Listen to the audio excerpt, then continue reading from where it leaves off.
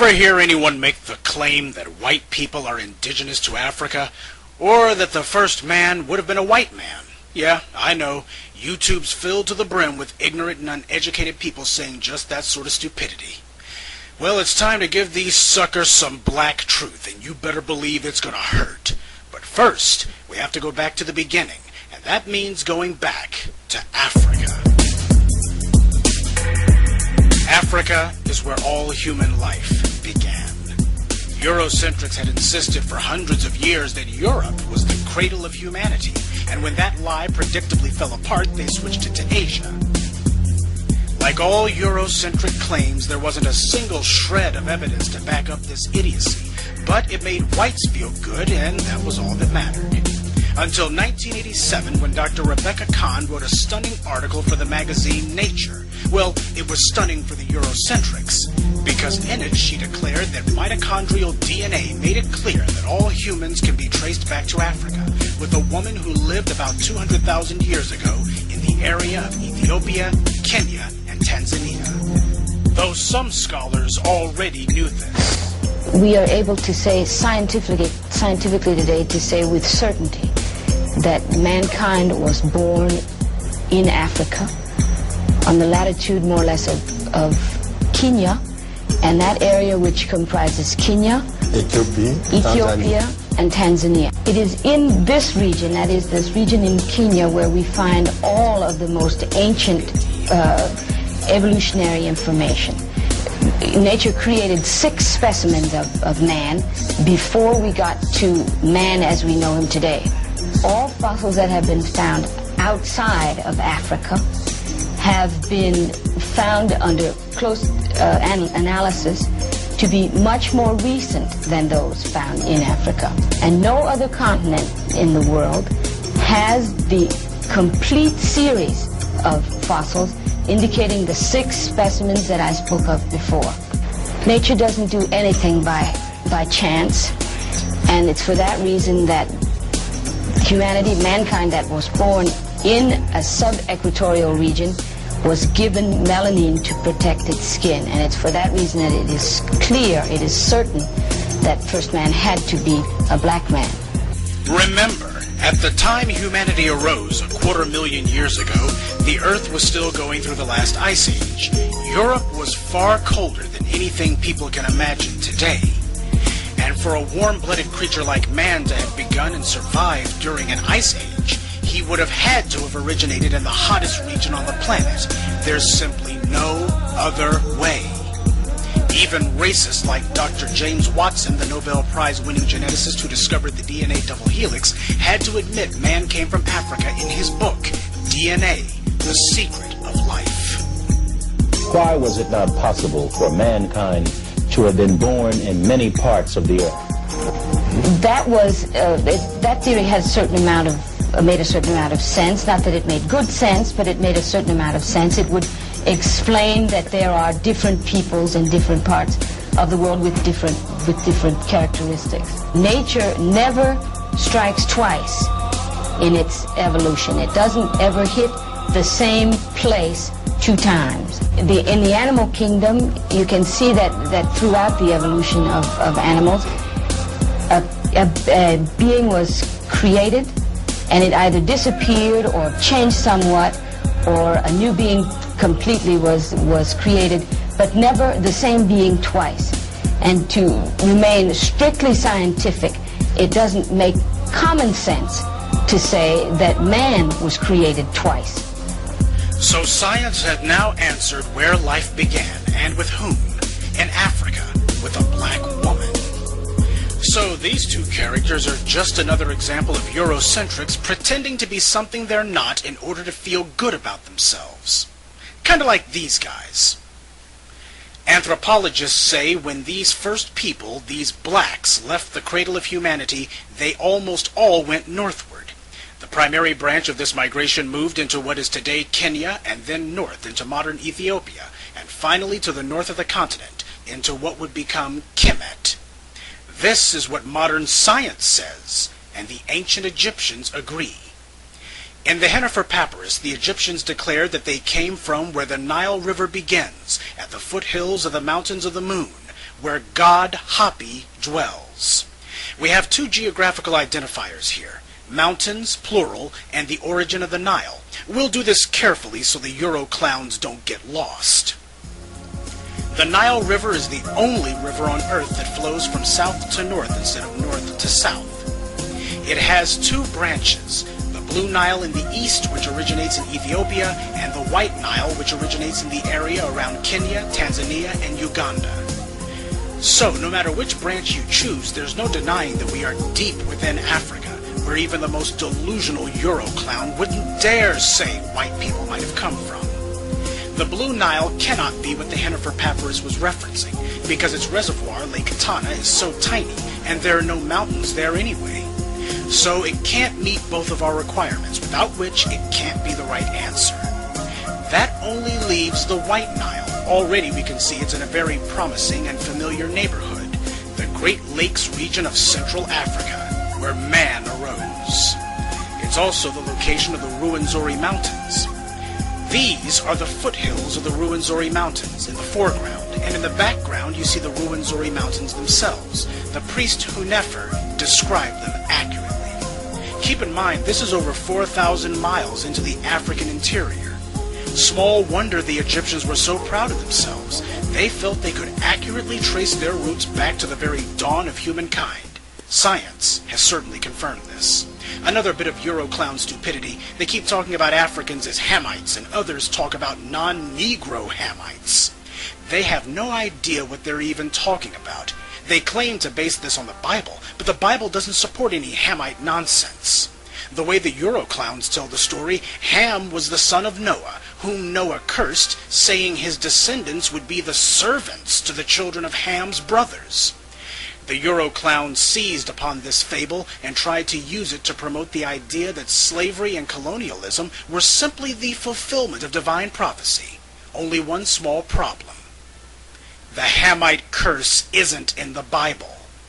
Genesis 9:25, and he, Noah, said, "Cursed be Canaan, a servant of servants he shall be unto his brethren." Canaan!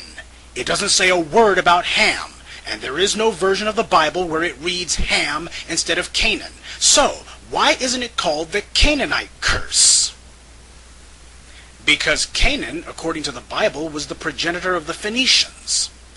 The Phoenician contributions to all of white civilization has been so vast that whites absolutely had to portray them as white European people, even if doing so thoroughly contradicted their precious Hamite curse. So yet again the Euroclowns have proven themselves to be liars.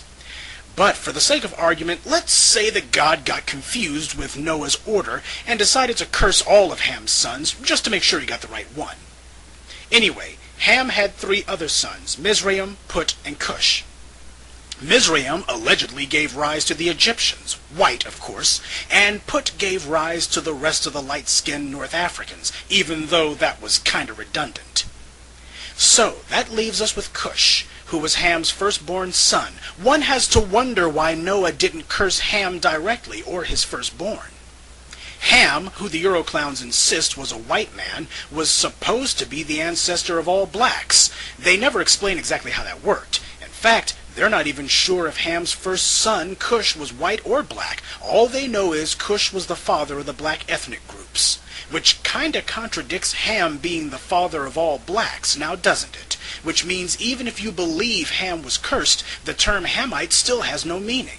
To further complicate matters, the Euroclowns aren't even clear on which of Cush's sons were Negro as opposed to being black-skinned white people. You know, Hamites. Or why only one of Ham's children became black and not the other 3. Or what the difference is between a Hamite and a Negro anyway. So the term Hamite means nothing, and we can now see the Bible has been turned into a tool of white supremacy. But the Eurocentric cult wasn't done yet. In what amounts to a last gasp, they are now saying that even if Egypt was black, it was nothing compared to Greece, which, they say, was lily white. We'll see about that.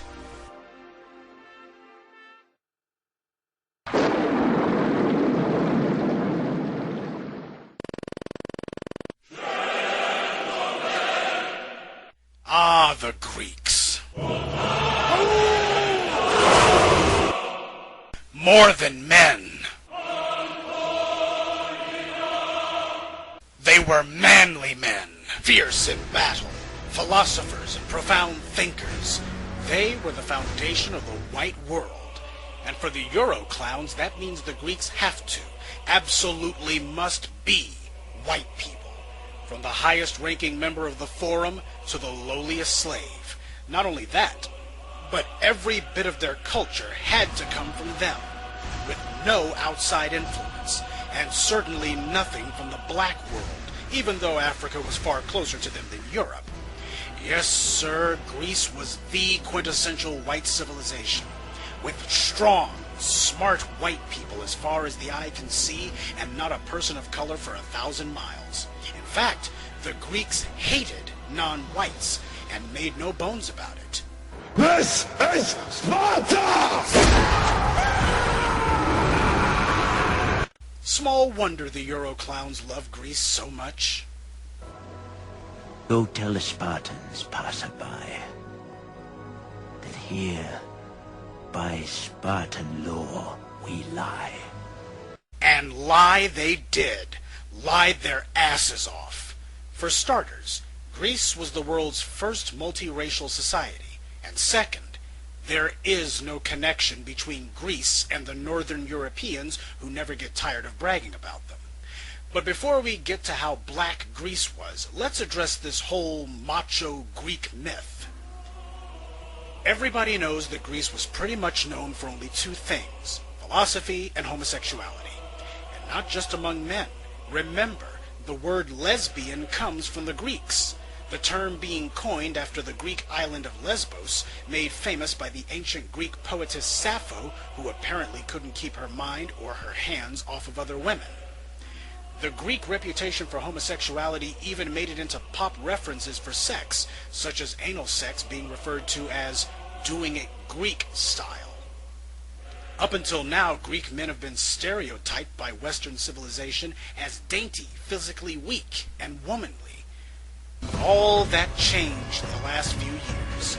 The United States entertainment industry decided to help butch up the Greeks' image with movies portraying the Greeks as tough guys. Even video games got in on the fun. First came Troy, which tried to make Achilles cool by reinventing him as some sort of badass straight out of the Matrix. Immortality! Take it! It's yours! The script seemed to be a paint-by-numbers attempt at making an epic. Lousy dialogue, pretty actors who can't act, lots of fake blood, and characters as flat as cardboard. But Tinseltown was just getting started. Next came Alexander.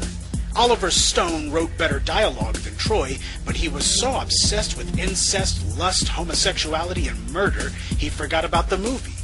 If he had really wanted to be bold, he would have told his audiences the truth, that most of Alexander's legend is a complete fraud. That he didn't conquer the world. At best, all he conquered was the Mediterranean and select portions of Western Asia.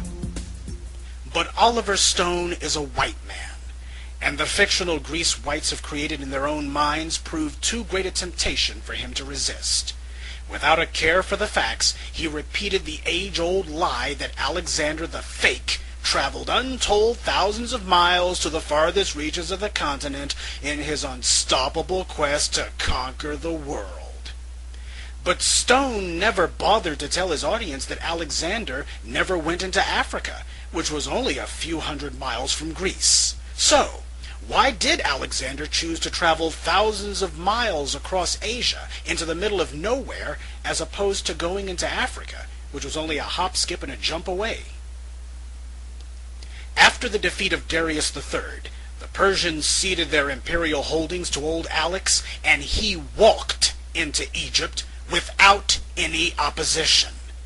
Like all Greeks, he knew Nubia was where the Egyptians got their huge gold reserves. So if Alexander was so great, why didn't he simply keep marching south into Nubia and sweep the savage, primitive Negroes aside and take the land, the gold, and the glory? Because Queen Makeda of Ethiopia was waiting on him, with a division-strong army of elephants and Ethiopian soldiers. Alex decided to keep heading east in search of enemies who didn't bite back. though his northern European admirers always seem to conveniently forget that he left the entire continent of Africa untouched. But, as ridiculous as Troy and Alexander were, nothing could prepare the world for the outrageous spectacle of 300, which became the magnum opus for white supremacists who clearly saw it for the race war analogy that it was. In that movie, the Greeks were reimagined as uber-macho dudes who not only scorned homosexuality, but frequently engaged in superhuman feats of battle. Now, the director of 300, Zack Snyder, is a Jew, so the anti-Arab slant of the film was understandable. But the anti-black slant was not. Whereas the movie Troy went to great lengths to bleach all non-whites from view, 300, on the other hand, took great pains to put blacks into the movie every chance it got, though never in a flattering light. Leonidas is shown disparaging the men of Athens as effeminate. The Athenians have already turned you down. And if those philosophers and boy lovers... But the Spartans engaged in rampant homosexuality just like the Athenians did. In fact, their practice was to fight naked, so as to jump on fallen enemy soldiers and, well, you can guess.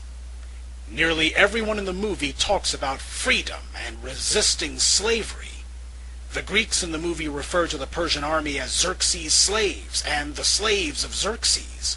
But what Zack Snyder doesn't tell you is that the Greeks had slaves, the Helots, whom they routinely killed as part of their regular training, because a Spartan was required to kill at least one person before he could officially graduate from training and finally be assigned to a unit. The Helots were almost always the target of choice.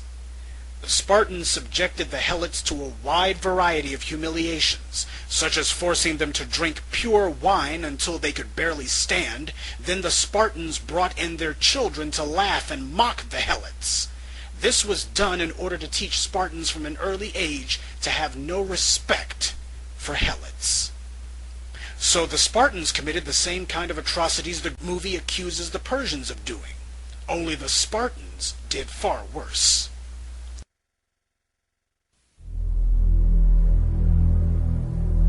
Now, was the Greece of Troy, Alexander, and Leonidas at least majority white?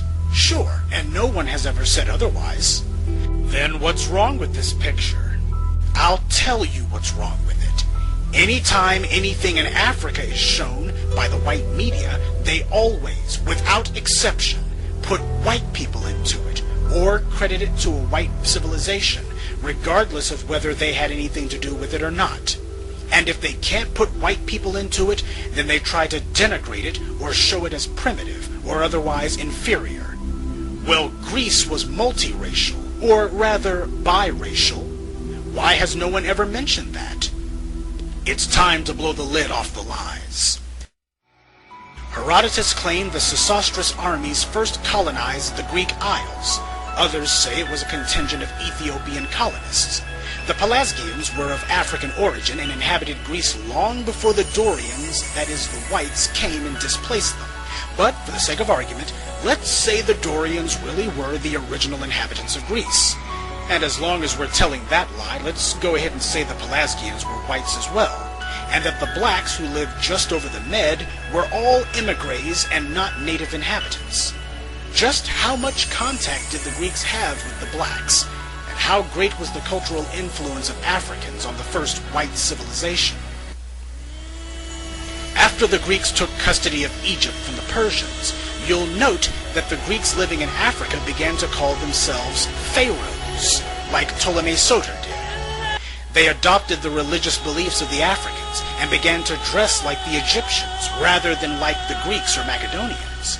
And when these Greeks brought African culture to Rome, even the Romans couldn't resist. The Romans adopted the cult of Isis. Egyptian priests went to Rome and performed ceremonies for the Isiac cultists. Now, when in all of human history have you heard of the conquerors taking on the dress, religion, language, and customs of those they conquered?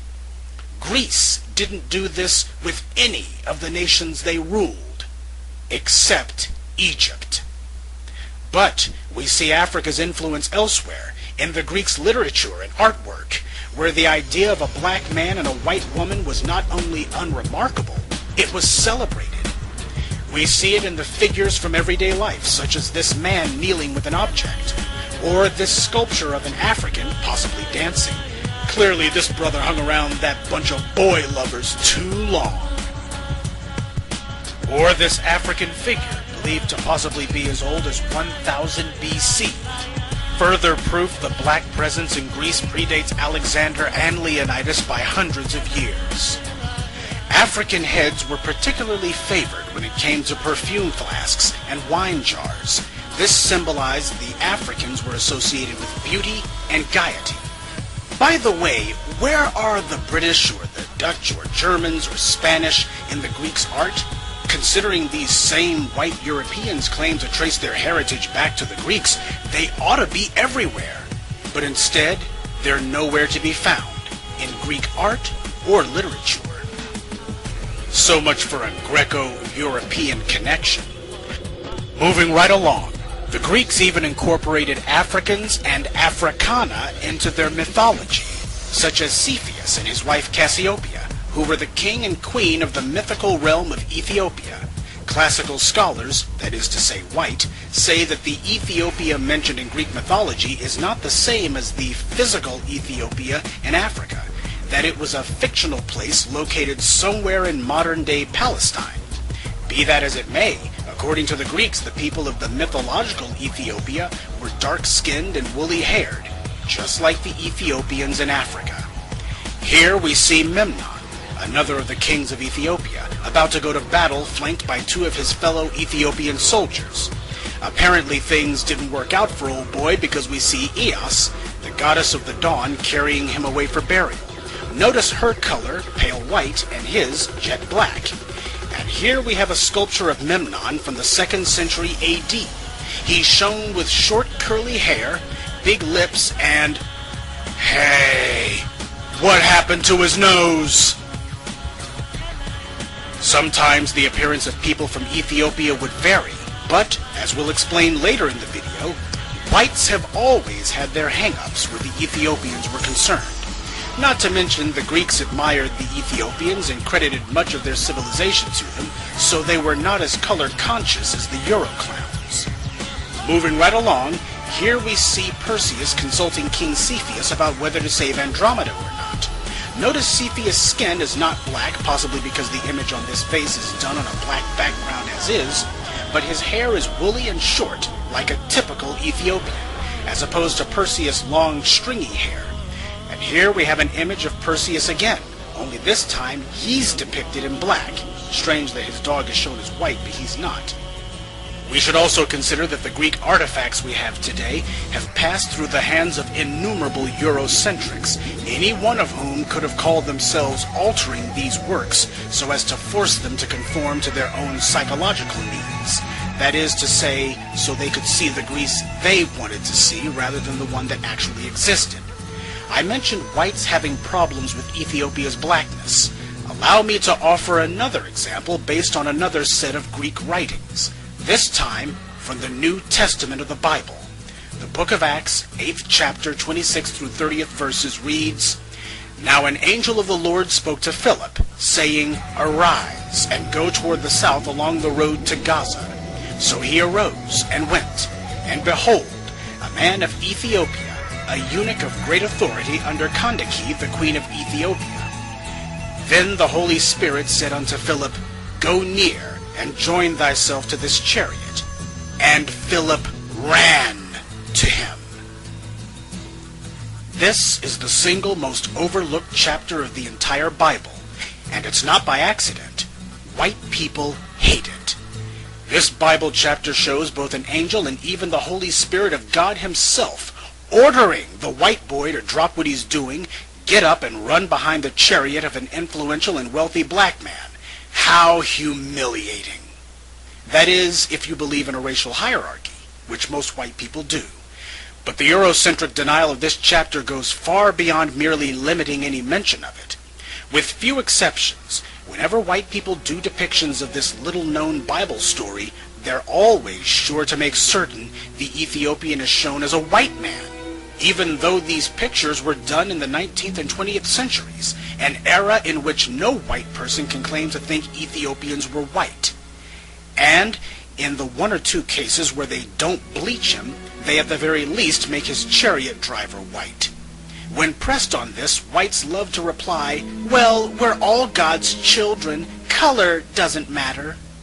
But let someone mention the Black Madonna, and all of a sudden those same whites will accuse you of black supremacy. And isn't it strange how none of Solomon's hundreds of wives is ever shown as black? Not even the Queen of Sheba, who the Bible says was the Queen of Ethiopia. Nor are any of the apostles shown as black. And we never see whites depicting Moses' Ethiopian wife, who is mentioned in Numbers 12. So clearly, color matters to someone. Speaking of biblical whitewashing, consider King Taharka, one of the Nubian pharaohs. He rescued Jerusalem, but not only do we see no depictions of him, white or otherwise, we don't even hear about his story, mainly because it shows the Israelites needing help, and this time it's not God who comes to the rescue. But also because the good white people who see the Bible as their personal property would have to explain how it is that the Egyptians would come to the aid of the very Hebrews whose firstborn they had allegedly killed, which means Egypt would look a little less sinister.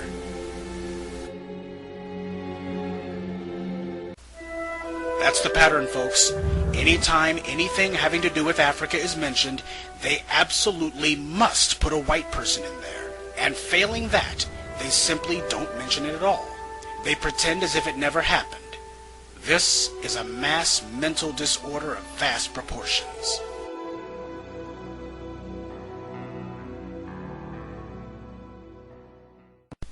In his most famous work, The Odyssey, Homer described the Ethiopians as favorites of the gods and the most just of men. As I said in part 2 of this series, modern Eurocentrics claim the location of Ethiopia was in and around modern-day Palestine. But as David Sachs writes in A Dictionary of the Ancient Greek World, neither Homer nor any of the other early Greek writers gave Ethiopia any sort of location. And when the Greeks did finally begin to write of where Ethiopia was, they placed it in Nubia, not Western Asia. Furthermore, Herodotus wrote the Ethiopians were the most beautiful and longest lived of the human races. Imagine that! The first time black is beautiful is expressed in recorded history, it was done by the Greeks. But hey, who are we going to believe? The ancient Greeks or the Euro clowns?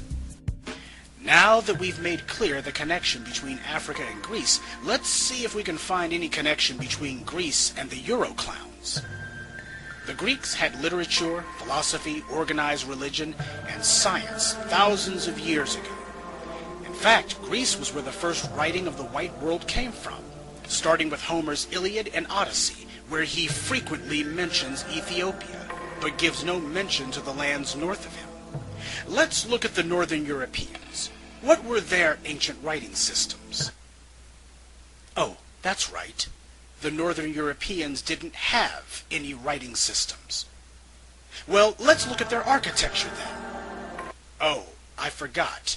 They didn't have any architecture either, though they did have this, a pile of rocks.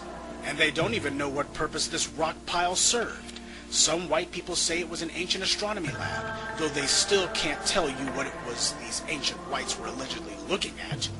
Other whites say it was a meeting place for druids. Others still say it was a landing spot for UFOs.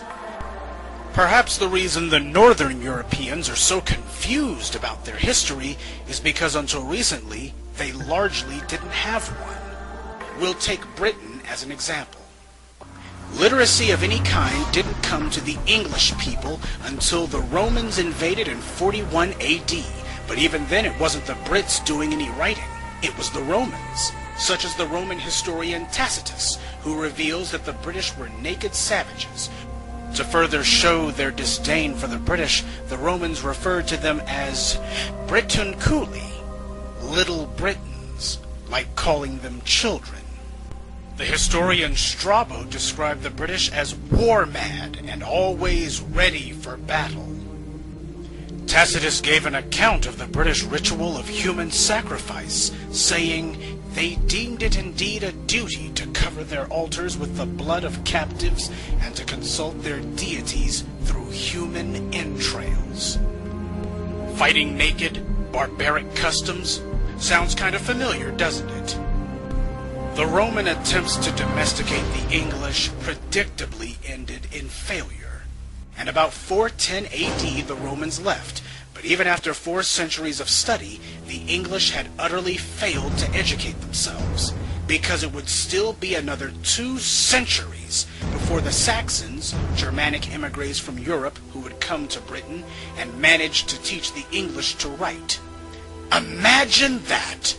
There have been people in Britain for over 12,000 years, but they didn't learn how to translate their grunts into written symbols until about 650 AD.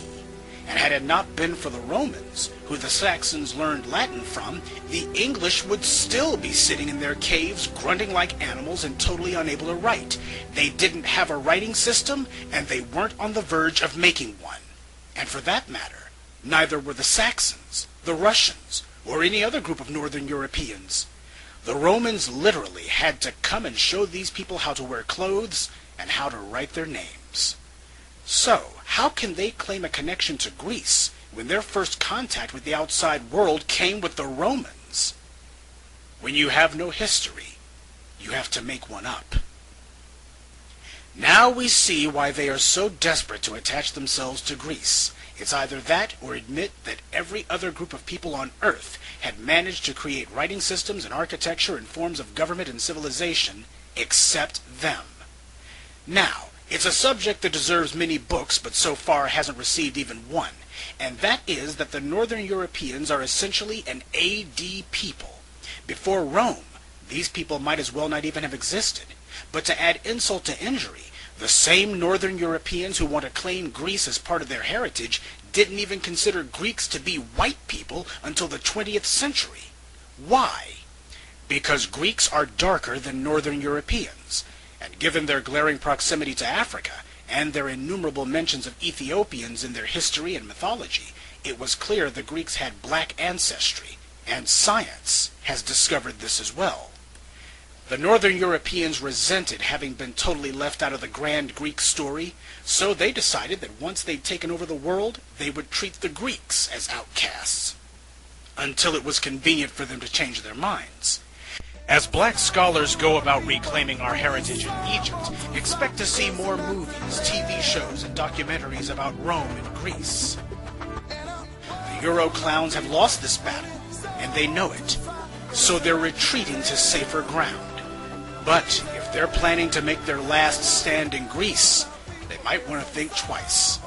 Because there's a reason the Greeks never called themselves Europeans, and why they showed such profound respect for the Ethiopians and the Egyptians, and why Homer and Herodotus credited so much of their civilization to Africa. Oh yes, black truth hurts.